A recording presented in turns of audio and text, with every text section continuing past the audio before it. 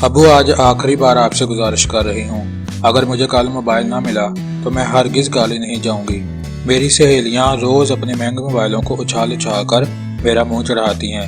مجھ میں اب مزید ہمت نہیں کہ ان کے طنز کا نشانہ بنتی رہوں۔ واجد گوری صاحب دن بھر دفتر کے گن چکروں میں الجھنے کے بعد اب گھر کے دروازے کے اندر قدم رکھ چکے تھے۔ ان کی بیٹی ماہم ایک سانس میں یہ ساری باتیں ان کے گوش گزار کر کے اپنے کمرے میں گھس گئی۔ گوری صاحب کی اہلیہ شبانہ گوری کچن کے دروازے پہ کھڑی یہ تماشا دیکھ رہی تھی۔ اس نے آ کر گوری صاحب کو سہارا دے کر لاؤنج کے صوفے پہ بٹھایا اور کچن سے پانی لے کر آ گئی۔ پانی تھما کر وہ ان کے ساتھ صوفے پہ بیٹھ گئی اور میاں بیوی آپس میں اپنی بیٹی کے رویے اور اس کے مطالبے پر غور کرنے لگے۔ گوری صاحب کا ایک ہی موقف تھا کہ اس وقت ماہم کو موبائل فون رکھنے کی قطعی ضرورت نہیں، اسے اپنی پڑھائی پر بھرپور توجہ دینی چاہیے۔ موبائل اور دیگر فضولیات کے ساتھ کھیلنے کے لیے ابھی ایک لمبی زندگی پڑی ہے۔ ایک ماں کی حیثیت سے شبانہ گوری اپنے شوہر اور اپنی بیٹی دونوں کی نفسیات سے بخوبی واقف تھی۔ اس کو سمجھ نہیں آ رہی تھی کہ وہ اپنے میاں کو کیا مشورہ دے۔ آدھے گھنٹے کی چیک پک کے بعد وہی ہوا جو آج کل ہر جگہ ہوتا ہے۔ میاں بیوی نے باہمی مشورے سے بیٹی کی ضد کے آگے سر تسلیم خم کرنے کا فیصلہ کیا۔ اس فیصلے کے بعد گوری صاحب اپنے کمرے کی جانب چل پڑے، جبکہ شبانہ گوری دل میں گھٹن اور چہرے پہ مصنوعی مسکراہٹ سجائے بیٹی کو خوشخبری سنانے چل پڑی۔ وہ رات ماہم کی زندگی کی سب حسین اور طویل رات تھی، اس پہ شادہ مرگ کی کیفیت طاری تھی۔ اگلے دن کے انتظار میں وہ ساری رات جاگتی رہی، اللہ اللہ کر کے رات گزر گئی۔ اس دن صبح اپنی کرنیں بکھیرنے والا سورج گوری صاحب کے خاندان کے لیے ایک خطرناک پیغام لے کر آیا تھا، مگر اولاد کی ضد کا پردہ بصیرت پہ حائل ہونے کی وجہ سے یہ پیغام کوئی سمجھ نہ سکا۔ کالج سے واپسی پر ماہم کو اپنا موبائل فون مل چکا تھا۔ وہ موبائل ہاتھ میں لیے خوشی کے عالم میں کلا بازیاں کھاتے ہوئے اپنے کمرے میں گھس گئی۔ اسے یقین نہیں آ رہا تھا کہ حقیقت میں اس کے پاس موبائل ہے۔ ساری رات وہ موبائل کے ساتھ کھیلتی رہی۔ صبح آدھا گھنٹہ پہلے ہی وہ کالج جانے کی تیاری مکمل کر کے انتظار میں بیٹھی تھی۔ پھر وہ کالج گئی اور پورا دن اپنا مہنگا موبائل دکھا دکھا کر سہیلیوں کا منہ چڑھاتی رہی۔ دن گزرتے گئے اور بات پرانی ہوتی گئی۔ ایک دن وہ کالج سے واپسی پر کالج سے متصل موبائل کی دکان سے اپنے نمبر پر بیلنس لوڈ کروا رہی تھی۔ اسے معلوم نہ ہو سکا کہ اس کے عقب میں کھڑا ایک شخص اپنے موبائل پر اس کا نمبر نوٹ کر کے وہاں سے جا چکا تھا۔ اس رات وہ معمول سے پہلے کمرے میں جا چکی تھی۔ ماں باپ نے سمجھا کہ شاید امتحان کی تیاری چل رہی ہے، مگر انہیں کیا معلوم تھا کہ زندگی کا ایک ایسا امتحان سر پہ آنے والا ہے جس کا نتیجہ ذلت اور رسوائی کے سوا کچھ نہیں ہے۔ ماہم نے کمرے میں گھستے ہی کنڈی چڑھا دی۔ حفظ ما تقدم کے طور پر اس نے کتابوں کا ایک پلندہ میز پہ بکھیر دیا اور کرسی سے سر ٹکائے اپنی کسی سہیلی کے ساتھ گفتگو میں مگن ہوئی۔ ایک کے بعد ایک سہیلی سے باتیں کر کے وہ تھک گئی اور سونے کا ارادہ کر کے کرسی سے اٹھنے ہی والی تھی کہ اچانک موبائل کی گھنٹی بجنے لگی۔ موبائل کی اسکرین پہ ایک اجنبی نمبر بلنک کر رہا تھا۔ وہ کچھ دیر سوچتی رہی کہ یہ کس کا نمبر ہو سکتا ہے۔ کافی سوچ بچار کے بعد اس کے ذہن نے یہ فیصلہ کیا کہ شاید کسی سہیلی کا نمبر ہوگا۔ وہ کافی عرصہ اس کے متعلق سوچتی رہی۔ اسی دوران موبائل کی اسکرین پہ موجود مس کالوں کی تعداد 4 تک پہنچ چکی تھی۔ 5ویں مرتبہ جب موبائل بجنے لگا تو اس نے کال ریسیو کر کے موبائل کان سے لگا لیا۔ ہیلو، کون؟ میں کاشف۔ کون کاشف؟ کس کو فون کیا ہے آپ نے؟ تھوڑی دیر توقف کے بعد کاشف بات کر رہا ہوں۔ کیوں فون کیا ہے اور کس سے بات کرنی ہے؟ وہ دراصل آپ سے بات کرنی تھی۔ بکواس بند کرو، آئندہ اس نمبر پہ کال کرنے کی کوشش کی تو مجھ سے برا کوئی نہیں ہوگا۔ یہ کہتے ہوئے ماہم نے کال کاٹ دی اور زیر لب بڑبڑاتے ہوئے جا کر بستر پر لیٹ گئی۔ ابھی وہ اس فون کے بارے میں شش و پنج میں مبتلا تھی کہ اچانک موبائل پھر بجنے لگا۔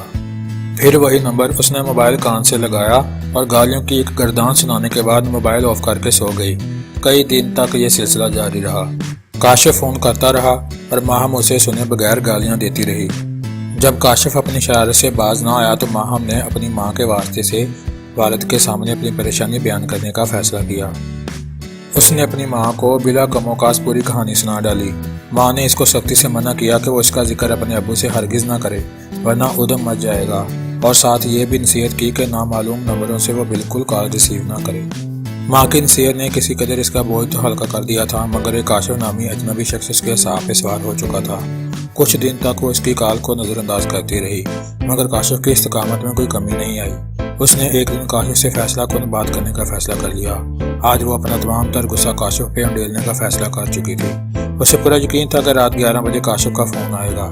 اس نے تمام کام ملتوی کر دیے اور اپنی یادداشت کی ڈکشنری میں غصے کے الفاظ اور گالیوں کی اقسام میں اضافہ کرنے لگی۔ رات کے 11:07 پر اچانک موبائل تھر تھر کانپنے لگا۔ اسکرین پہ کاشف کا نمبر نمودار ہو چکا تھا۔ ماہم کی پیشانی پر کئی شکلیں نمودار ہو گئی۔ غصے کی وجہ سے دل کی دھڑکن تیز ہونے لگی، دماغ ہانڈی کے گرم پانی کی طرح ابلنے لگا، ہاتھ لرزنے لگے۔ اس نے موبائل کان سے لگایا اور پورے جسم میں دوڑنے والے تمام غصے کو زبان پر مجتمع کرتے ہوئے گرجنے لگی۔ کمینے انسان، آخر تم چاہتے کیا ہو؟ تھوڑی دیر خاموشی کے بعد آگے سے جواب آیا، ایک مرتبہ میری بات تو سنو، اس کے بعد آپ کی مرضی۔ اگر آپ نے کہا تو اس کے بعد میں کبھی فون نہیں کروں گا۔ شیطان کی محنت رنگ لانے لگی تھی۔ کئی دن کے بعد کاشف کی نقل تمنا ہری ہونے کو تھی۔ پھر ماہم سنتی گئی اور کاشف بولتا گیا۔ 1 گھنٹے کے اندر کاشف نے ماہم کی تعریف میں زمین اور آسمان کے کلابے ملا کر اس کو شیشے میں اتار دیا تھا۔ وہی ماہم جو 1 گھنٹہ پہلے گالیاں دے رہی تھی، اب جب کاشف کال کاٹنے لگا تو اس نے پوچھا، پھر کب کال کرو گے؟ اس کے بعد ملاقاتوں کا ایک نہ ختم ہونے والا سلسلہ شروع ہوا۔ وہ گھر سے کالج کے نام پہ نکل جاتی مگر دن بھر کاشف کے ساتھ کبھی مزار قائد تو کبھی کلفٹن کی سیر پہ چلی جاتی۔ وقت گزرتا گیا، دل بہلتا رہا۔ واجد گوری صاحب دفتر اور سماجی کاموں میں مصروف رہے۔ شبانہ گوری صاحبہ گھریلو کام کاج میں مگن رہیں۔ اسی اثناء میں کالج کے سالانہ امتحان قریب آ گئے۔ ماہم رات بھر جاگتی رہتی۔ ماں باپ کا خیال تھا کہ وہ رات بھر امتحان کی تیاری میں مصروف رہتی ہے، مگر وہ رات بھر جاگ کر سکون سے سوئے ہوئے ماں باپ کے لیے ذلت کا ایک گہرا گڑھا کودنے میں مصروف تھی۔ رات بھر وہ کاشف سے فون پہ باتیں کرتی اور صبح غنودگی کے عالم میں کالج چلی جاتی۔ پھر ایک رات فون پہ بات کرتے کرتے اچانک کاشف نے کہا کہ آج رات کہیں آئس کریم کھانے کیوں نہ چلے؟ ماہم نے یہ کہتے ہوئے انکار کر دیا کہ یہ ناممکن ہے۔ کاشف ضد کرتا رہا، وہ انکار کرتی رہی۔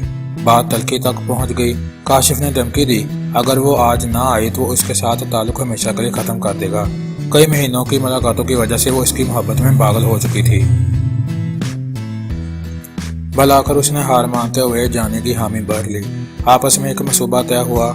منصوبے کے مطابق اس نے گھر بھر کا ایک جائزہ لیا اور ماں باپ کو خواب میں غفلت میں پا کر گھر کے دروازے کی طرف چل پڑی۔ گھر کے دروازے سے پرے کاشف ایک خوبصورت کار میں اس کا انتظار کر رہا تھا۔ اس کے چہرے پر حیرت اور خوشی کے ملے جلے اثرات نمودار ہوئے، کیونکہ اس سے پہلے کاشف اسے خستہ حال بائک پہ گھمانے لے جاتا تھا۔ تھوڑی دیر بعد کار شہر کی ایک مرکزی سڑک پر فراٹے بھر رہی تھی۔ ابھی وہ پوچھنے ہی والی تھی کہ ہم کہاں جا رہے ہیں کہ اچانک کار ایک حویلی نما مکان میں داخل ہوئی۔ ماہم کو خوف کا ایک شدید جھٹکا لگا، مگر بہت دیر ہو چکی تھی۔ کاشف کے منصوبے کے مطابق اس کے 5 دوست پہلے سے ہی مکان میں موجود تھے۔ یہ کار بھی انہی میں سے کسی کی تھی۔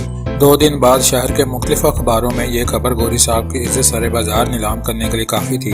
معروف سماجی کارکن واجد گوری کی اکلوتی بیٹی گزشتہ رات اجتماعی زیادتی کے بعد قتل، مسخ شدہ لاش سپر ہائی وے کے قریب جھاڑیوں سے برآمد۔